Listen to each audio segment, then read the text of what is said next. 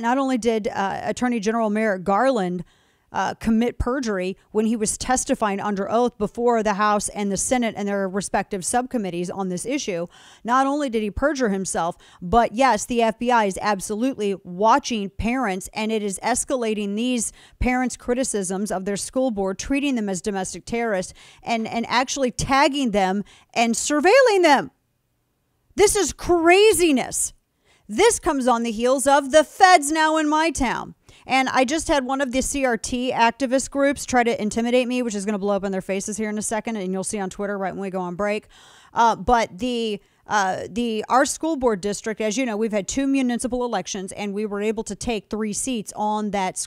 By a landslide amount. And as you know, when Democrats can't win elections fairly, they like to cheat or they like to bring in the feds. And that's what they're trying to do right here. There was no incident that required a federal investigation or anything else otherwise that took place in the school. These CRT activists are trying to make up some kind of story to justify bringing in the feds or anything else. So it's interesting how these out-of-state, well-financed CRT activists who are long-time, very volatile progressives, that they and the CRT apologists that were on the school board, because the school board, some school board members before we had these municipal elections were caught in violation of Texas's Open Meetings Act.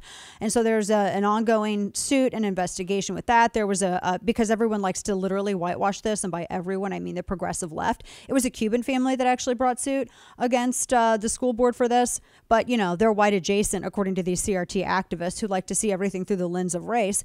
And so they hired this very pricey PR firm here based in Dallas to handle all this issue. And so interestingly, after all of this happened, after they brought on this PR firm, suddenly NBC was in our town. And NBC for the past year has been taking their news trucks up and down our subdivision roads and taking footage of our parents' homes and going after parents and smearing them. They try to name me as a donor. All y'all are going to get to do is make me triple my donation.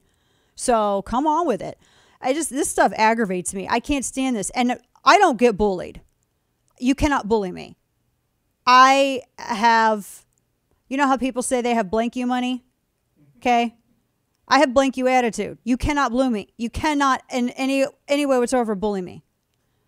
I don't get bullied. I don't respond to that. I am immune. I'm immune. So this whole thing, now you have the Department of Education sending the Civil Rights Division in. And they're like, oh, we have to investigate. You what? You have to investigate how we refuse to let go of our tax dollars that we're providing school resource officers to students and hire some wacko chief, whatever, diversity, CRT hurt feelings officer?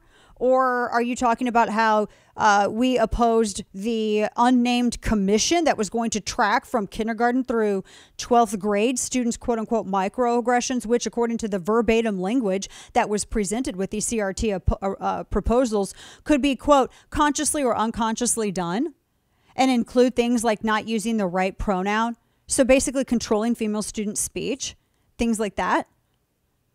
And it was interesting because they use as like their like spokespeople people who don't even live here or go to school here or pay tax dollars here. It's weird. It's such theater.